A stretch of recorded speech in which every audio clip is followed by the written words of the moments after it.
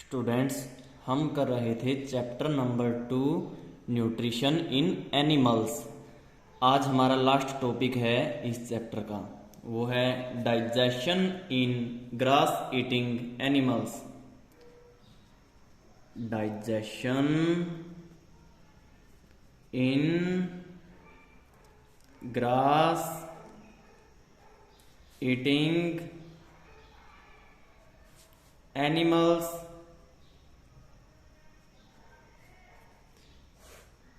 जो एनिमल्स घास खाते हैं उनमें डाइजेशन किस तरह होता है वो हम समझेंगे आज। तो घास खाने वालों जो एनिमल्स हैं ना, घास खाने वाले हैं, तो उनमें डाइजेशन की प्रक्रिया, पाचन की प्रक्रिया किस तरह चलती है वो देखेंगे। लास्ट टाइम हमने एनिमल की जो बॉडी होती है, डाइजेस्टिव सिस्टम के पार्ट्स हैं वो देखे थे। कौन कौन से पार्ट्स होते हैं? Oesophagus, small intestine, Roman stomach का पार्ट होता है, लार्ज इंटेस्टाइन भी होता है एक एनिमल में, सीकम भी होता है और स्मॉल इंटेस्टाइन भी होता है प्रेजेंट। तो हम डायग्राम समझ चुके थे। आज इसकी प्रक्रिया समझेंगे पूरी तरह। तो आपने देखा ही होगा कि एनिमल होते हैं ना जो घास खाते हैं, काउज है, बफलोज हैं, भैंस हैं, हमारी गाय हैं, तो वो क्या करते हैं? जुगाली करते रहते हैं, चबाते रहते हैं भोजन। तो घास खाते भी हैं, उसके बाद भी वो जुगाली करते रहते हैं। जब नहीं खा रहे होते तब भी वो चबाते रहते हैं। तो वो क्या है, उस चीज को समझेंगे।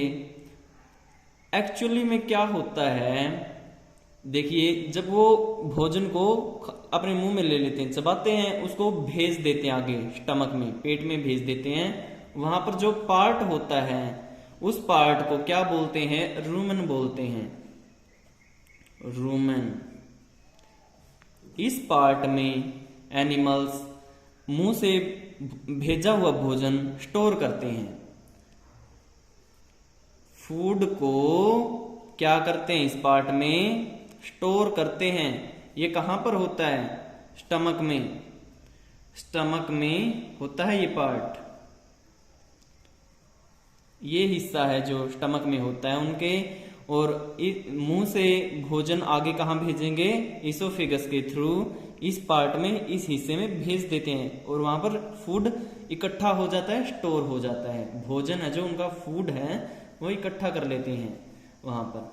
अब यहां पर जाने के बाद रूमन में, स्टमक का जो पार्ट है, जो भोजन है ना, पार्शली डाइजेस्टेड है, आधा ही पचा है, पूरी तरह नहीं पचा, अभी शुरू में ही पहुंचा है ये। तो ये पार्शली डाइजेस्टेड है। तो इस भोजन को बोलेंगे जो पार्शली डाइजेस्टेड है, इसका नाम रख दिया कर्ड। जो भोजन रूमन में पहुंच गया, पार्शली डाइजेस्टेड है, आधा ही पचा है, पूरी तरह नहीं पचा अभी तक, तो इसका नाम रख दिया कर्ड। तो अब ये कर्ड क्या होता है? यहां पेट में पहुंच गया, रूमन में पहुंच गया, तो ये रूमन पेट का पार्ट है, स्टमक का पार्ट है। रूमन से दोबारा फिर माउथ में आता है, उनके मुंह में आ जाता है। ये पेट में चला गया था, आधा पच गया था, ये इसको कड बोल दिया, जो आधा पचा है। ये कड पेट में है, जो उसके स्टमक में है, रूमन में है, वो दोबारा से माउथ में आ गया। तो माउथ में आता है, ये जो लिख देते हैं हम इसको, माउथ में आ गया दोबारा से, वो जुगाली करना शुरू कर देते हैं। तो जुगाली क्यों करते हैं? फिर वो उसको पचाने के लिए, इसीलिए जुगाली करते हैं वो, इसीलिए उसको च्यू करते हैं। तो एनिमल्स है ना, माउथ में क्या करते हैं? च्यूइंग करते हैं, च्यू करते हैं, उसको चबाते हैं, जुगाली करते हैं। तो इस प्रोसेस को, जो च्यूइंग की प्रोसेस है, उसको क्या बोलेंगे? माउथ में उस कड को च्यू करते हैं। तो इस प्रोसेस को, जो ये प्रोसेस है, उसका नाम रख दिया रूमिनेशन। RUMINATION, rumination. तो जो माउथ में दोबारा से भोजन आ गया, कहां से? रूमन से, रूमन में चला गया था, फिर माउथ में आ गया, तो उसको चबाते हैं ये एनिमल्स। अब चबाने की प्रक्रिया है जो, उसको रूमिनेशन नाम रख दिया हमने। और इन एनिमल्स को बोल देंगे हम इन एनिमल्स का नाम है जो रूमिनेंट्स है, रूमिनेंट्स, इनको रूमिनेंट्स बोल देंगे।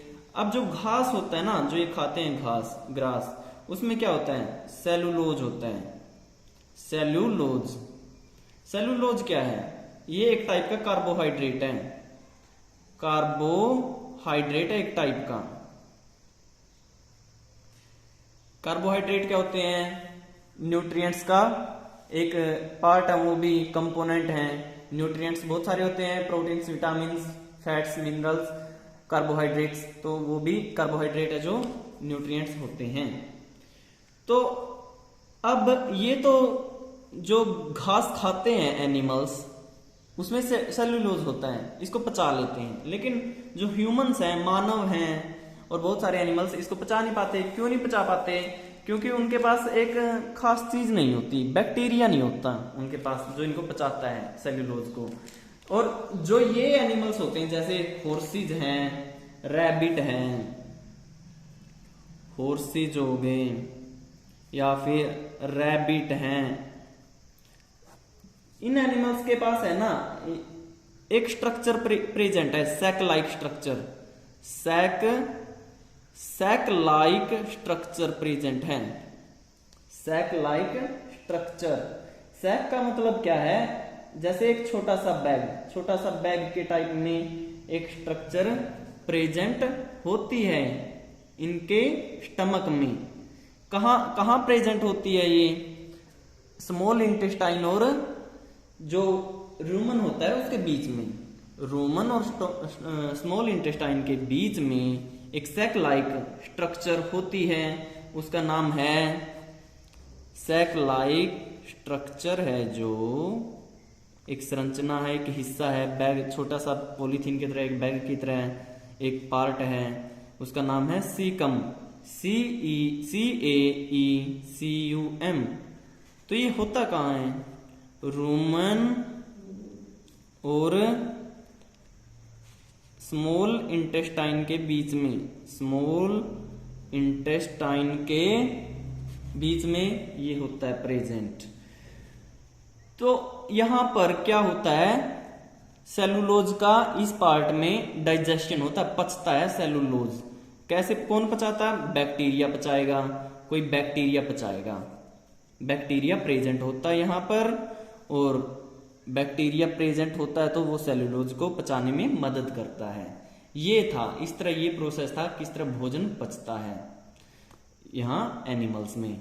अब हम पढ़ेंगे कि जो अमीबा है उसमें किस तरह होता है digestion, feeding and digestion in amoeba, feeding and digestion in amoeba. Amoeba किसको बोलते हैं वो समझेंगे। एमीबा क्या होता है, एमीबा है ना एक माइक्रोस्कोपिक सिंगल सेल्ड ऑर्गेनिज्म है। माइक्रोस्कोपिक मतलब सूक्ष्म जीव है, बहुत छोटा है, छोटा सा जीव है ये, सिंगल सेल्ड है। माइक्रोस्कोपिक, जिसको हम ऐसे नहीं देख सकते, माइक्रोस्कोपिक, माइक्रोस्कोप की सहायता से देख सकते हैं, बहुत ही छोटा है ये। माइक्रोस्कोपिक सिंगल सेल्ड ऑर्गेनिज्म, जीव।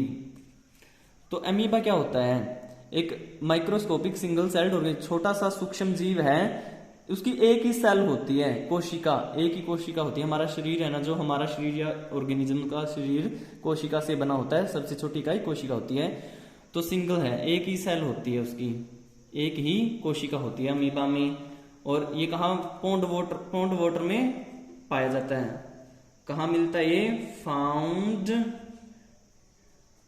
कहाँ मिलेगा ये, इन पौंड वाटर में मिलेगा ये। और क्या क्या खासियत होती है अमीबा की वो देखिए, इसका डायग्राम भी तुमने समझ लिया था, लास्ट टाइम समझा दिया गया था और ड्रॉ भी कर लिया था तुमने। इसमें है ना एक बाहर की जो बाउंड्री होती है, कुछ इस तरह की स्ट्रक्चर होती है,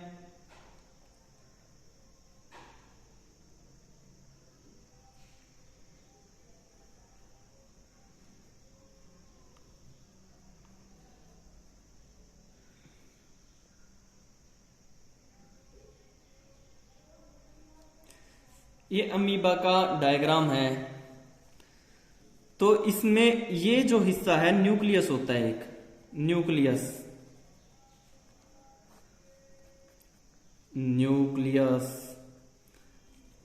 गोल गोल सा जो हिस्सा दिख रहा है तुम्हें, ये न्यूक्लियस बोलते हैं।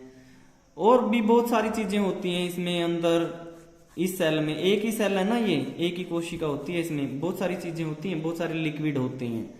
तो कुछ जो मेन मेन लिक्विड हैं उनके क्या नाम हैं? जो ये फिंगर लाइक प्रोजेक्शन दिख रही हैं, ऐसे जैसे उंगली की तरह बाहर निकली हुई प्रोजेक्शन दिख रही हैं, ये हिस्सा इनको क्या बोलते हैं?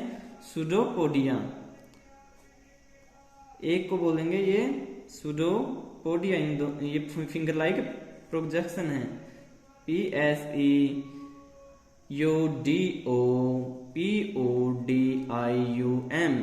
सूडोपोडियम।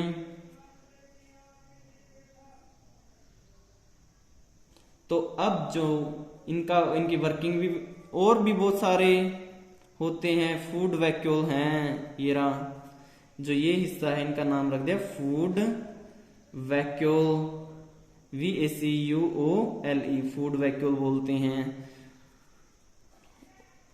और जगह भी प्रेजेंट होते हैं ये। अब देखिए ये भोजन कैसे लेती है अमीबा अपना।